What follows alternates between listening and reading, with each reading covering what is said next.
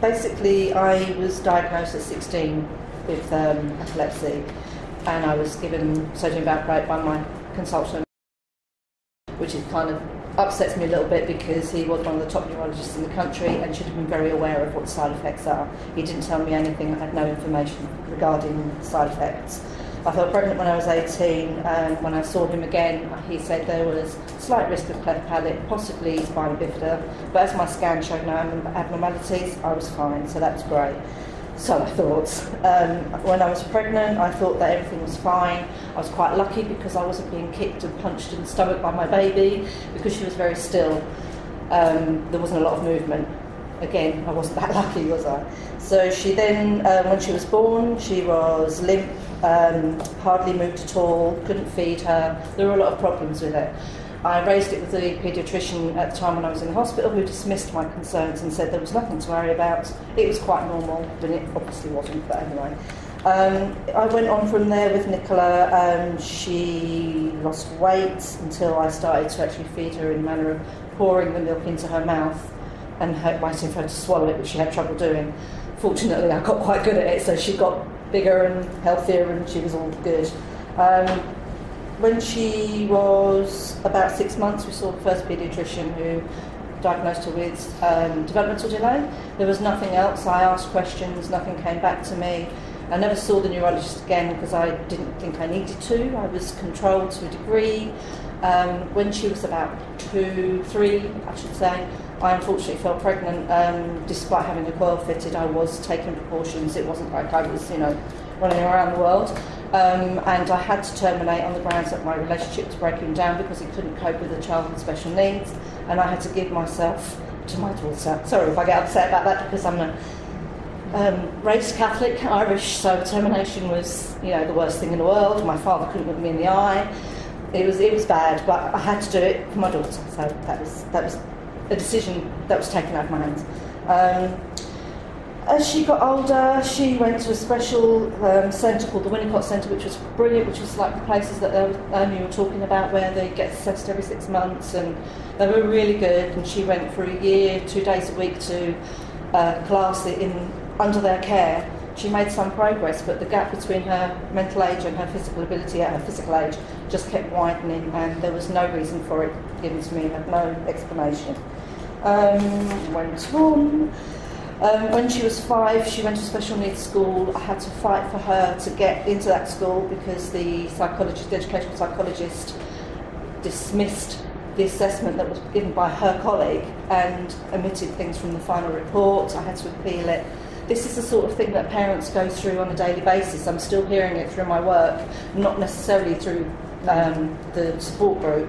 Parents are being told there's nothing wrong with their children, they're not that bad, it's okay, the Senkoa is not, I could go on with that, but that's pretty much, it's not changed. And my daughter's 32 now, and that's a terrible shame, it really is. She had trouble all through school. The teachers didn't understand what the problem was because of the complexities of it. They just thought she had learning disabilities, but then there was the autistic spectrum, there was the dyspraxia, there was you know the list, you've got the list, I don't need to explain it all. So that was hard on her because she had trouble every single day when she went to school, just tying her shoelaces, just communicating, that sort of thing. When she was 16, the school advised that I perhaps send her to a special needs college, which I looked into. I didn't want her to go, but she wanted to, so I couldn't argue with that. And the funding for that was given by the education department, which was great, but I had to argue that. I had to fight for it because the careers officer lost all the paperwork, so I had to get it all again and to give it to the panel myself. I've just sort of kind of given you snippets of the kind of things that families have to go through just to get their needs and the appropriateness covered for their children, if that makes sense. It's hard for the parents and hard for the children because they see their parents go through it, they see the stress of the families. Going again, sorry. When Nicola was, I'll jump back a little bit, Nicola was about 11 or 12, my mum saw a story in a magazine. I still didn't know what was wrong with her at the stage, and she brought it to my attention.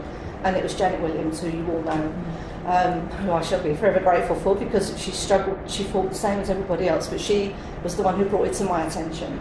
So I joined Oaks. That's when I met Susan and her 2 girls. For a little while, and I left because of family issues. And Nicola was so demanding. It was hard. And every single parent has the same problem that I talk about. When she was 16, as I said, I got her into a special needs college that she wanted to go to, but that was up in Lincolnshire because there isn't one locally. So I had to travel from London to Lincolnshire just to see her. I was lucky that I had friends in the area who could keep an eye on her if they needed to. I was very lucky. Most people don't have that.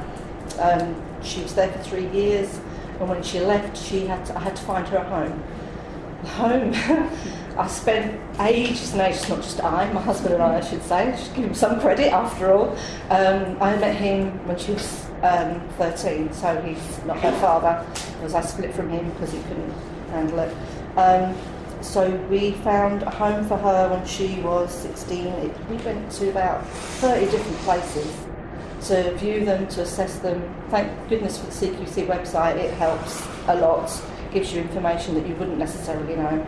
There was no support from social services at all. They had no knowledge, they left it to me to find everything.